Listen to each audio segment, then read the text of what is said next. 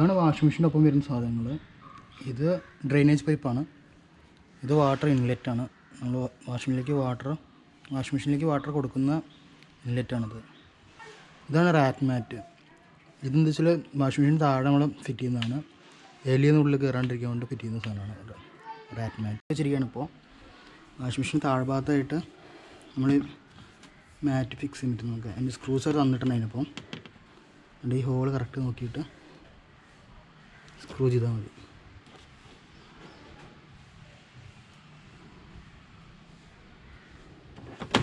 ഇങ്ങനെയാണ് വരിക. നമുക്ക് ഫിറ്റ് ചെയ്ത് നോക്കാം.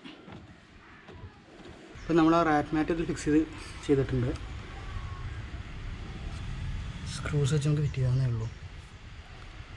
ഇത് ഫിറ്റ് ചെയ്തിട്ടില്ലെങ്കിൽ എലിയൊക്കെ അടിയിൽ പോയിട്ട് അതിന് വയറൊക്കെ അടിച്ച് മുറിക്കാൻ സാധ്യതയുണ്ട്. അപ്പോൾ ബോക്സ് തന്നെ വരുന്നുണ്ട്, നമുക്ക് ഫിറ്റ് ചെയ്യാവുന്ന കാര്യമുള്ളൂ.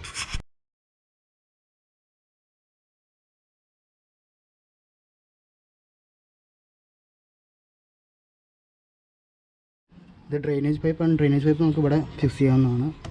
ഇതിന് ക്ലാമ്പും ഉണ്ട്, ക്ലാമ്പ് വെച്ച് കൊടുക്കാവുന്നതാണ്. ലെങ്ത്ത് കുറച്ച് കുറവാണ്, പക്ഷേ ഇവിടെ അങ്ങനെ പ്രശ്നം തോന്നിയിട്ടില്ല. കണക്ടറും നമുക്ക് ഇതിന് കിട്ടുന്നതാണ്. ഈ കണക്ടറിലേക്ക് ഇത് വെച്ച് കൊടുത്താൽ മതി. അതിന് ശേഷം നമ്മൾ ഈ എൻ്റെ ഇവിടെ കണക്ട് ചെയ്യാം.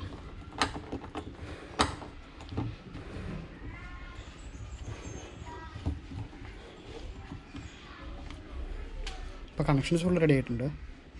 ഇതാണ് കൺട്രോൾ ബട്ടൺസ് വരുന്നത്, വാഷിംഗ് മെഷീൻ കൺട്രോൾ ചെയ്യുന്ന ബട്ടൺസ് വരുന്നത്. അപ്പോൾ നമുക്ക് ജസ്റ്റ് നോക്കാം എങ്ങനെയൊക്കെയാണെന്ന്. ഫസ്റ്റ് നമ്മൾ ഈ പവർ ബട്ടൺ ഓൺ ചെയ്യണം. അപ്പോൾ വാഷിംഗ് മെഷീൻ ഓൺ ആവുന്നതാണ്. അതിനുശേഷം വാട്ടർ ലെവൽ നമ്മൾ അഡ്ജസ്റ്റ് ചെയ്യണം. ഇതിൽ വാട്ടർ ലെവൽ 1 to 8 വരെ ഉണ്ട്. നമ്മൾ ഇടുന്ന തുണി അനുസരിച്ചിട്ട് നമ്മൾ അഡ്ജസ്റ്റ് ചെയ്യേണ്ടതാണ് വാട്ടർ ലെവൽ. ഒരുപാട് തുണി ഉണ്ടെങ്കിൽ നമ്മൾ 8 ഇടേണ്ടതാണ്. ഇവിടെ അഡ്ജസ്റ്റ് ചെയ്യാൻ പറ്റും. 1 2 3. ഓരോ വട്ടം പ്രസ് ചെയ്യുമ്പോഴും ഇതിൻ്റെ ലെവൽ മാറുന്നതാണ്. ഇപ്പോൾ നമ്മൾ 8 വട്ടം പ്രസ് ചെയ്തു. അതുപോലെ തന്നെ അതിൻ്റെ ലെവൽ 8 ആയി. 8 ലിറ്റർ ആയി വാട്ടർ. അത് കഴിഞ്ഞാൽ നമ്മൾ അഡ്ജസ്റ്റ് ചെയ്യേണ്ടത് ഏത് വാഷിംഗ് മോഡ് നമ്മൾ ചൂസ് ചെയ്യണം, ഏത് വാഷിംഗ് മോഡ് വേണമെന്നുള്ളത്. അതിൽ കുറേ വാഷിംഗ് മോഡ് 10 വാഷിംഗ് മോഡ് ഉണ്ട്. നമ്മൾ അധികം യൂസ് ചെയ്യുന്നത് നോർമലും ഫാസ്റ്റൊക്കെയാണ് നമ്മൾ അധികം വീട്ടിൽ യൂസ് ചെയ്യുന്നത്. ഇപ്പോൾ നോർമൽ എന്ന് പറഞ്ഞാൽ 47 മിനിറ്റ് എടുക്കും വാഷ് ചെയ്യാൻ. ഫാസ്റ്റ് ആകുമ്പോൾ 23 മിനിറ്റ്സിൽ ഫുൾ വാഷ് കഴിഞ്ഞ് ഡ്രൈ ആയി കിട്ടും. നമുക്കിവിടെ ചൂസ് ചെയ്യാവുന്നതാണ്. അപ്പോൾ നമ്മളിവിടെ ചൂസ് ചെയ്യുമ്പോൾ തന്നെ 1 2 3 എന്ന് കാണിച്ചുകൊണ്ടിരിക്കും ഒരു വാഷ് മെനു. അതിനുശേഷം വാഷ് ചൂസ് കഴിഞ്ഞാൽ നമുക്കിവിടുന്ന് സ്റ്റാർട്ട് അടിച്ച് കഴിഞ്ഞാൽ വാഷിങ് സ്റ്റാർട്ട് ആവുന്നതാണ്. അതായത് ഫസ്റ്റ് വെള്ളം ഉള്ളിലേക്ക് വരുന്നതാണ്. നമുക്ക് നോക്കാം. നമുക്കിവിടെ വെള്ളം ഓൺ ചെയ്യാം. ഇത് ഓപ്പണായിട്ട് നമ്മൾ സ്റ്റാർട്ട് കൊടുത്തു കഴിഞ്ഞാൽ ക്ലോസ് കൊടുത്തു കഴിഞ്ഞാൽ സ്റ്റാർട്ട് ആവുന്നതാണ്.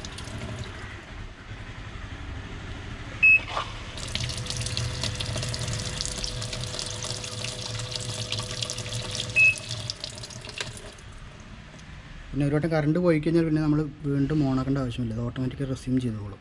കറണ്ട് പോയി വന്നു കഴിഞ്ഞാൽ അത് മെമ്മറിയിൽ നിന്ന് എടുത്തിട്ട് ബാക്കി വാഷ് നടത്തിക്കോളും. ഇതിൽ എയർ ഡ്രൈ എന്നൊക്കെ പറഞ്ഞാൽ നമുക്ക് ജസ്റ്റ് അത് തുണി ഡ്രൈ ആക്കാൻ മാത്രം ഉപയോഗിക്കുന്നതാണ്. പിന്നെ സ്പിൻ എന്ന് പറഞ്ഞാൽ അത് വെള്ളം കളയാൻ മാത്രം ഉപയോഗിക്കുന്ന ഓപ്ഷനാണ് സ്പിന്ന്. അതുപോലെ തന്നെ ഈ വാഷ് ബട്ടൺ എന്ന് പറയുന്നത് ജസ്റ്റ് വാഷ് മാത്രമേ ചെയ്യുള്ളൂ, ഡ്രൈ ചെയ്യില്ല. നമ്മൾ 6th ഓപ്ഷൻ സെലക്ട് കഴിഞ്ഞാൽ ജസ്റ്റ് വാഷ് മാത്രമേ ചെയ്യുള്ളൂ.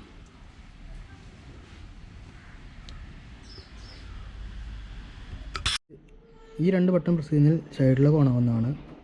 അതായത് വാട്ടർ ബട്ടണും പ്രോഗ്രാം ഡിലേ ബട്ടണും രണ്ടും ഒപ്പം പ്രസ് ചെയ്യണം. അങ്ങനെയാണ് ചാനലൊക്കെ ഓണാവും. അതായത് ചാനലൊക്കെ ഓണായി കഴിഞ്ഞാൽ പിന്നെ വീട്ടിൽ ചെറിയ കുട്ടികളുണ്ടെങ്കിൽ അവർ സ്വിച്ചിൽ ഞെക്കി കഴിഞ്ഞാലും ഒന്നും സംഭവിക്കില്ല.